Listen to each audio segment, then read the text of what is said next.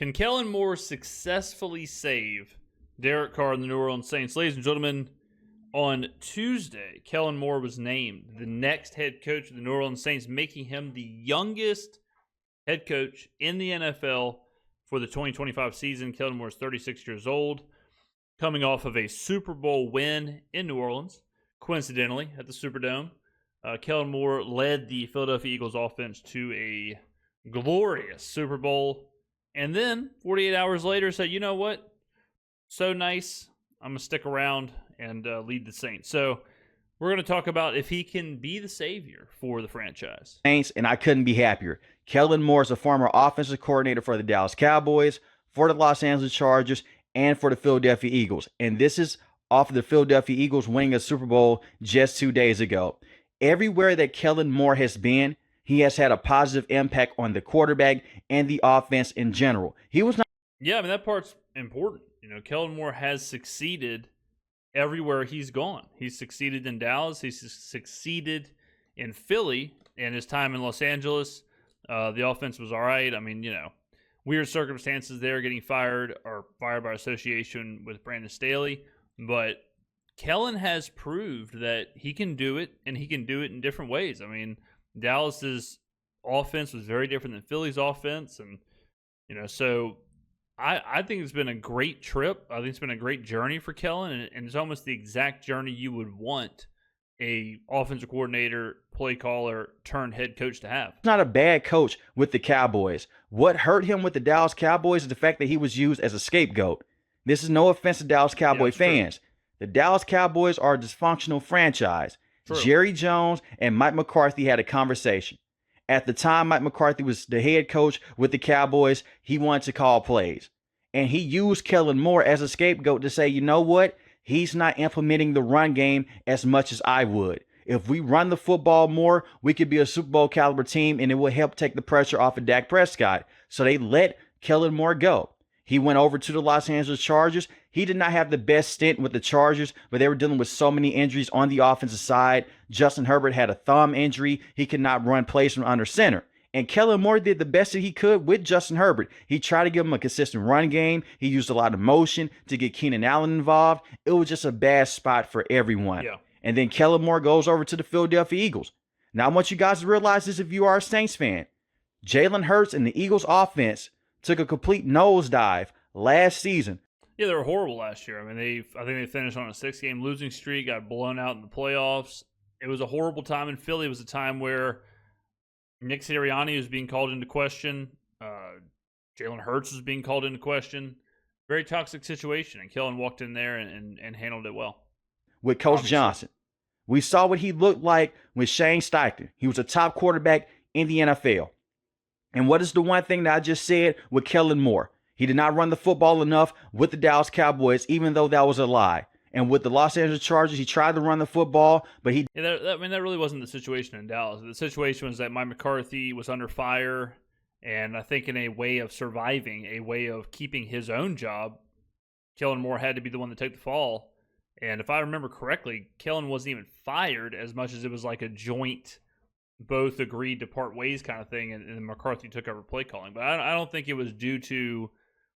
It wasn't like a singular Kellen problem. It was more of a like McCarthy was backed against the wall, and he had to do what he had to do to keep his job. He did defer to Justin Herbert more times than you would have liked if you're a Chargers fan. He comes over to the Philadelphia Eagles. He uses more motion. He helps Jalen Hurts fully see the field. Jalen Hurts was terrible against the blitz with Coach Johnson. Comes over Kellen Moore. He's one of the best quarterbacks against the blitz this year. Or he's better against the blitz. And they ran the football more with Saquon and that offensive line. Now, obviously, he's not going to bring over Saquon and the offensive lineman, even though that would have been a great situation for the Saints. You're not going to bring over that offensive personnel. But I think people get that confused, too. They're like, well, how can the Saints be Philly? It's like, well, that's not really the question. The question is not how can the Saints be Philly. You know, Kellen was only in Philly for 1 year. The question is, how can Kellen position either who's currently on the Saints roster or who will be on the Saints roster to have success? It's not so much about replicating where he just came from. It's just the idea that he found success there, put those players in their best position to succeed, including Jalen Hurts. I mean, whatever you think about the offense as far as like how simple it was or whatever, the fact of the matter is that he made a good system for Jalen Hurts, and he got the Philadelphia Eagles playmakers in positions to be successful. And that's all you can ask for an offensive coordinator. It doesn't have to be complex. It doesn't have to be groundbreaking. It doesn't have to be, trick plays or whatever else. As long as you are having success at a high rate with the players you have, who really cares? And Kellen proved that he can do that in every place he's been. But everywhere he has been, he has adapted to his quarterback, and he tries to go out there and play to the quarterback's strengths. That's all that you can ask for with elite coaches in the NFL. Yeah. We've seen this in the past with coaches like Andy Reid, Sean Payton. He's one of those coaches, and Saints fans know him very well because right now he's the best head coach in Saints history. One of the things that you look at for offensive coach or even the defensive coach, can you go out there and help match the weaknesses of your star players, and can you play their strengths? And that's exactly right. Like that is the main goal of a coach, especially an offensive coach, is how do you make your best assets, how do you increase them, and how do you decrease your worst assets? And Sean Payton is good at that. Sean Payton's good at, okay, Taysom Hill's my starting quarterback. I'm going to make sure that he is as good as possible. Sean Payton, when he was calling games with Taysom under center, was very different than when he was calling games with Jameis under center or Drew Brees under center, right? That adaptability and the ability to scheme your players and your matchups and all that stuff, the ability to scheme that's what makes a good coach. That is what Kellen Moore has done. He saw that Jalen Hurts was not going to be able to throw the football over 30 times a game, even though he had A.J. Brown, even though he had Devontae Smith. He knew that Saquon Barkley is the engine to that offense. And when they took the run game away, you saw better passing concepts down the field. You didn't see the same slant and curl patterns that you saw with Coach Johnson. That was all on Kellen Moore. Nick Sirianni did bring him in, but Kellen Moore ran the offense. So I would give him credit for that. So when I look at this Saints roster, something else that's interesting to think about with Philadelphia is that the tush push was created before Kellen got there. So that's something that Kellen had to adapt to as well, where that wasn't a thing in Dallas. That wasn't a thing in Los Angeles. He gets to Philly. The tush push is a big part of what they do. So he had to figure out, okay, how the hell does this work? How can I implement this? When's the best time to utilize this? And you can ask Joe Brady in Buffalo how hard it is to take something like the tush push and make it as efficient as Philadelphia does. Buffalo basically lost their season because they couldn't do the tush push, and their whole setup was a complete disaster. The tush push in Philadelphia is a different beast, right? And that's another thing that Kellen Moore had to adapt to. Roster right now, you can say the Saints are a bad football team right now, and I wouldn't argue with you. They only won 5 games this year, but majority of the team was injured. The first 2 games of the regular season that just passed, the New Orleans Saints offense looked special. Granted, it was against the Dallas Cowboys. It was against the Carolina Panthers. But I think that Kellen Moore can bring over similar attributes that Clint Kubiak had with Derek Carr before everything went to hell from week 3 and beyond. You have Chris Olave. Can he stay healthy enough with this roster? I like Chris Olave a lot. Yeah, the Saints roster, it is interesting. Because, yes, 5 wins, not good, whatever. But there are pieces. Like, there are little glimmers of hope there. And this is a team that first 2 games of the year looked insane. The third game at home against Philadelphia, it was what was the line? Like 2 or something like that? So, super highly power rated. This is a Saints team that towards the end of the year when all hope was lost, took Washington to the brink. Could have beat the Rams. You're talking about, like, this team, as bad as the Saints were, could have beat the Rams, could have beat the Eagles, could have beat the Commanders. So there are things there. Kamara was on route to his first 1,000-yard season. Felice Fuaga looks fantastic at left tackle. Chris Olave and Rashid Shaheed exist. You bring in a little bit more help like that. I'm not saying that the offense is going to be good or that these players I'm mentioning are all pros, but they're not completely devoid of talent. The overall roster, yeah, it needs a rebuild. The overall roster, yes, is older. The overall roster is phasing itself out. No doubt about that. There is room for improvement. There is room for turnover, for sure.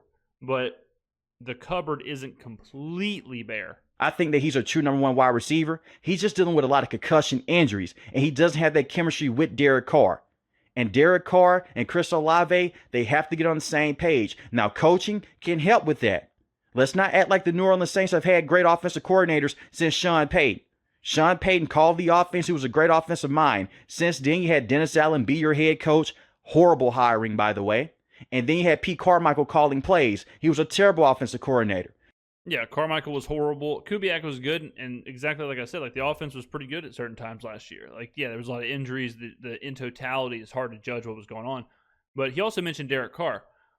I don't think Derek Carr is going to be back. I think the writing's on the wall. I talked about this at Radio Row, but I think the best thing financially for the Saints to do would be to cut Derek Carr.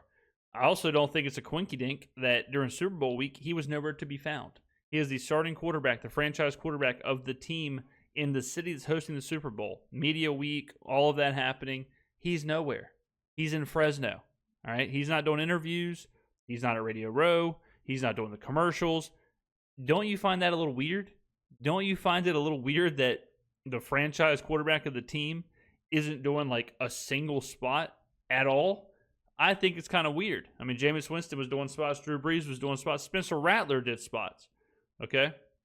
Sean Payton did spots. Not Derek Carr.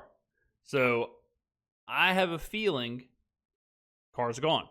I'd be very surprised if Derek Carr is a starting quarterback next year unless that was a big-time request from Kellen Moore. If Kellen Moore said, I want Derek Carr as the quarterback, okay, whatever, sure.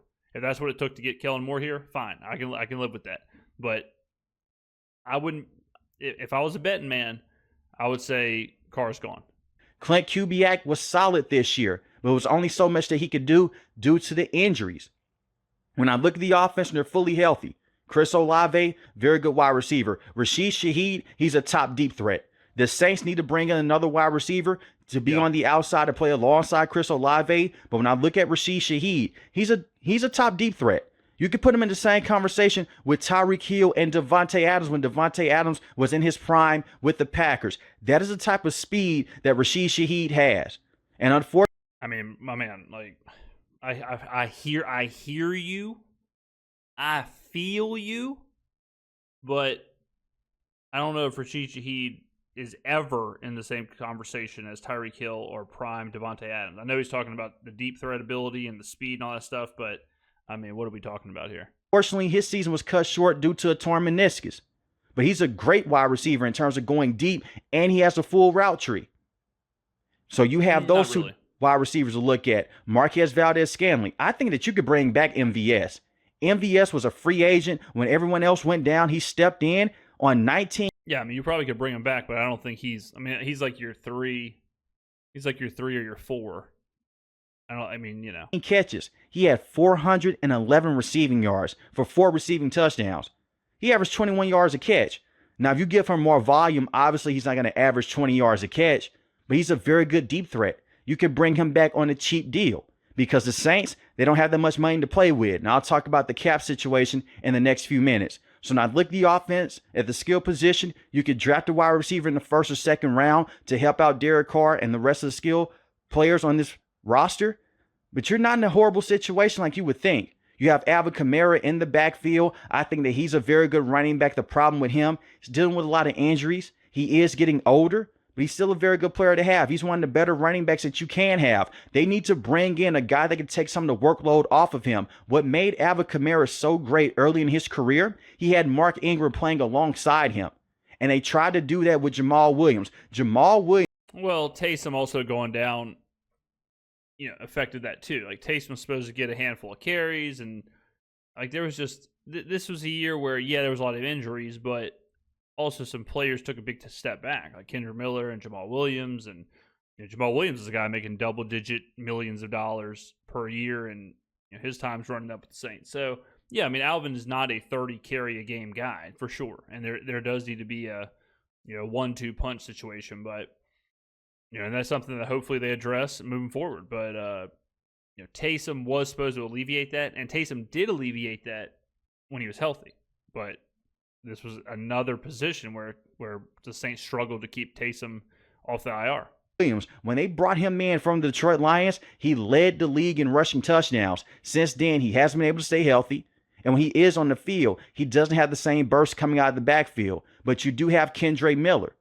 That's another running back that can't stay healthy. At this point, I'm looking at the training staff with the New Orleans Saints to really think about it because they're dealing with so many injuries. But you have Alvin, you have Kendre Miller. That could be a very good 1-2 punch. You just need a running back that could come in for a couple plays so Alvin Kamara could just take a breather, because he could do so many things coming out of the backfield. He could. I mean, Kendre Miller's not the guy. Like it is what it is, and fans like to, glass half full type situation. But the truth of the matter is, like, Kendre Miller is a dynamic average player, and that's it. He's not going to be your Mark Ingram. He's not going to be your whatever to Alvin Kamara. The Saints need to bolster the running back room. He ain't it. Catch the football. He can run in between the tackles. He can catch the edge and take it to the house for a 40 or 50-yard touchdown. He is similar to Christian McCaffrey. That's the type of skill set that he has. It's going to be very fun to see what Kellen Moore does with him coming out of the backfield. When I look at the offensive line. Hold on. Who? Kendre Miller? Hold on a second. The edge and take it to the house for a 40 or just need a running back that could come in for a couple plays so Alvin Kamara could just take a breather, because he could do so many things coming out of the backfield. He can catch the football. He can run in between the tackles. He can catch the edge and take it to the house for a 40 or 50-yard touchdown. He is similar to Christian McCaffrey. What is this? What am I watching? All Pro Sports Talk? Are you sure this isn't KendreMiller.com? This guy just said Kendre Miller can do what Christian McCaffrey can do? Yeah, when Christian McCaffrey's on the IR, they could do the same thing. That's the type of skill set that he has. It's going to be very fun to see what Kellen Moore does with him coming out of the backfield. When I look at the offensive line, I am concerned here. I know that some Saints fans may say they didn't give up those many sacks. All right, I'm skipping forward a little bit. I know I've mentioned this before, and, nothing against the video, but I cannot stand whenever analysis is just reading the depth chart. I mean, I don't, like, that drives me crazy when the analysis is, well, MVS is there, and MVS had 400 yards last year. He's fast. There are, how many wide receivers in the NFL have 400 yards last year and are fast? Like, that's not helping. That's not helping anybody understand what's going on. It's not helping, like, explain the situation or forecast where we're moving. Like, more pieces around him up front to get the best out of Derek Carr. And I will come into defense of Derek Carr. He has never had a great head coach. He used him in a creative way. We haven't seen Taysom Hill be that same player that he once was with Sean Payton since then. And he'll come in, he'll give you big-time moments, but the way that Sean Payton would use him in the red zone to push the football in, it was too many times with Pete Carmichael years ago to where they're struggling in the red zone. You're not putting in Taysom Hill. Do that. Get creative on the offensive end, and you should be okay to compete in this division. I mean, like, the answer to how can Kellen Moore save the Saints offense, or how can Kellen Moore reinvent the Saints offense, the answer is not to do what the Saints have previously done, but just do it better. The answer is not find a way to unlock Taysom Hill, find a way to get Kendre Miller going, find a way to get MVS going, find a way to get Dante Pettis going, or Rashid Shaheed going. That's not the answer. The answer is something totally different. The answer is, okay, you come in, how do you input your identity? What is your, what's your foundation for the offense? How do you see the offense happening? What is Kellen Moore's idea? What is Kellen Moore's idea for this roster and who he wants on the field? Trying to force Kellen Moore to just replicate what we've seen in the past with Taysom Hill, or seen like, that's not the answer.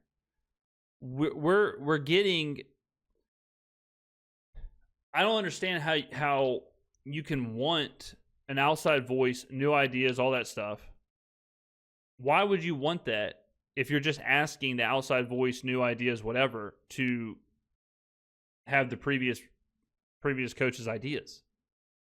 Like, if it was up to me, I would tell Kellen, I don't care about any of that. Like, I don't care about what you're going to do at Kendre Miller. I don't care about how you're going to handle what you're going to do at Taysom Hill. This isn't an offensive coordinator coming in. This is a head coach. This is a brand new head coach. It's like asking Sean Payton, man, how is Sean Payton going to utilize Aaron Brooks? Wow, I wonder if Sean Payton's going to figure out how to unlock blank third string running back in 2004. That isn't the question. That is not what's going on here. The question is, what is this new identity? What is this new culture? What is the next foundation? We are writing a new chapter of the New Orleans Saints. We're writing a new book of the New Orleans Saints. We don't need to use previous characters. We don't need to use previous storylines. So I mean, this is missing the mark. Look at the cap situation. This is one of the negative parts about this job. This is an aging roster, and the cap situation is hell. This is easily the worst cap situation in all of football right now. They have to clear out $71.5 million before free agency starts to meet the cap threshold. That has nothing to do with Kellen Moore. That has everything to do with Mickey Loomis. Here's the deal. The cap situation. The Saints are on the back end of this. The Saints have been trying to kick the can to win with the core group of players. That core group of players has taken a step back and are retiring or reaching the end of their deals. That will all be cleared up in 2026 and 2027. Next year, we're $50 million over the cap. We have to figure that out. We're going to push money forward. We're going to restructure, do whatever we can. We'll be under the cap by the time the season rolls around. It's not a big deal. 2026, we're forecasted to be $60 million under the cap. That will not be the number because, like I just said, we have to figure out the money for this year. So let's call it 15 million, 20 million under the cap, whatever. 2027, we're forecasted to be $221 million under the cap. That won't be the number, okay, because we got to obviously sign players and whatnot. So let's just say we're $70 million under the cap. Okay, congratulations, we're not in cap hell anymore. That is 2027. That is 2 years away. Within those 2 years, certain players will not be on the team anymore. I'm guessing Ryan Ramczyk, Derek Carr, Taysom Hill, Demario Davis, Tyrann Mathieu, Cam Jordan, Demario Davis, if I haven't said them already. So as those players get off the books, retire, or whatever ends up happening, the big contracts that we're holding on to go away. New players take their position, hopefully through the draft, cheap deals. Bada bing, bada boom, realest guy in the room. The Saints are set up for another window of success. That is how this is going to play out. All of this, like cap hell, Saints are always in cap hell, Saints are always this, cap that, worst cap this. That is on the way out. That is like being dealt with. That is being handled. The conversation of the Saints are always in cap hell, that's not the case. They have been in cap hell, quote unquote, because they've been kicking the can because of that window that we talked about. That started 2016, 2017, carried over to 2021-ish, and now we're paying for it. Drew Brees retires, Sean Payton leaves. Okay, now we're it's hard to win. I mean, damn, ask the Patriots. Very hard whenever your franchise quarterback, franchise coach leave within a year of each other. Difficult. So now, had a couple down years. We're further along in the careers of a lot of the players who were making a lot of the money. So now we're on the downswing. Like, we are in the process of fixing all that. And I think people are so used to just saying, kicking the can, contract, cap hell, this. They just say it, but they don't realize, like, there is a finish. There is a finish line to that. There is a end goal of that. And that end goal is 2026, 2027. And we're pretty damn close to that end goal. So keep that in mind. And I felt like Mickey Loomis should have been fired a long time ago because he continues to put aging pieces on this roster, and he's giving those guys big time deals. But I do see a world to where you release Ryan Ramczyk. That should be able to save you some money right. He's retiring. He's not being released. He's retiring. Right there because of retirement, all those legal issues that you could work out with the NFL in their front office. Maybe you move on from a guy like Cameron Jordan, or you hope that he retires. We'll see what works out in that situation. You can move off of certain names with this roster and save some money. I don't see them cutting Derek Carr. I know that's the most popular decision right now, but I feel like Derek Carr has restructured his deal, and he has done everything in his power to go out there and give them more cap flexibility. It's not his fault that Mickey Loomis went out there and gave him a big-time deal and Dennis Allen wanted him on this roster. Yeah, it's not his fault, but it is what it is. It happened. It's over. Like the next chapter or whatever is here. So, yeah, it's not his fault, but Dennis Allen got fired. They're coming up against Carr's backloaded deals of his years of his contract. And that's it. He's not a part of this future plan of this team. He's a 36-year-old head coach now. So, yeah, no fault to Derek Carr. I like Derek Carr. He's cool, but it just doesn't fit with what this team is wanting to do. He's taken a restructured deal in the past, and he's already come out and he said that he's not going to take another pay cut. He did that with the Raiders, and he shouldn't take a pay cut. And I don't disagree with Derek Carr. Yeah, this is a man that dealt with injuries this year, a oblique injury against the Kansas City Chiefs. He hurt his hand later in the year. He sees the writing on the wall. He is an older quarterback, so he wants all his money right now. He wants it up front. He is not going to be the long-term answer for the next 5 to 10 years. Hopefully that's Spencer Rattler. But that has nothing to do with Derek Carr. So it's easy for me to come on here and to hate on Derek Carr and say he should take a pay cut. He didn't force the Saints to give him that deal. Yeah, he shouldn't take the cut. But, I mean, business is business. And if $30 million can be saved by cutting him post-June 1, that's what they'll do. That's on Mickey Loomis. And I look at this defense. I am worried about their defense. It seems like Brandon Staley is going to be their brand new defensive coordinator, right? Love it. Love it. Brandon Staley, failed head coach, great defensive coordinator. Last time he was a DC, was the #1 defense in the NFL. Another young guy, outside voice, analytically driven. Now he's a leading candidate for that job, which more than likely means that he's going to be the brand new DC. I hated him as a head coach with the Los Angeles Chargers. He was a terrible head coach. As a defensive mind, he's solid. I don't think that he's that great of a defensive mind, but he's not terrible. When I look at the Saints defense, their defense has been relatively solid over the last 3 to 4 years because Dennis Allen, even though he was a terrible head coach, he was a very good defensive mind. Their defense was absolutely horrible last year. The defense was probably the worst defense in the NFL last year. They were giving up like 7-8 yards a carry per game. They were a total sieve, and they were the reason the Saints were as bad as they were last year. The offense was whatever, but my God, the defense could not get teams off the field. The defense lost time of possession by 10, 20 minutes every single game. Teams were getting twice as many plays in. Running back, Sean Tucker, any running back that wanted to was having the game of their life against the Saints. The defense is ass. Bottom line. Iggy Azalea, Nicki Minaj, Meg Thee Stallion, Saints defense. That right there, Hall of Fame ass. Okay? So, that's all. I mean, look at those years when Tom Brady was in this division. He gave Tom Brady and the Tampa Bay Buccaneers hell. As a defensive coach, Dennis Allen was very good. But as a head coach, that is what did the Saints in for many years. So when I look at Brandon Staley, can he be good enough to get the best out of these defensive players, even though they are still aging? Tyrann Mathieu is still a very good safety to have in this league. A lot of people may look at Tyrann Mathieu and say, hey, you know what? He's 32 years old. He's getting older. He's not the same player. He had 47 solo tackles, 3 interceptions, 7 pass deflections.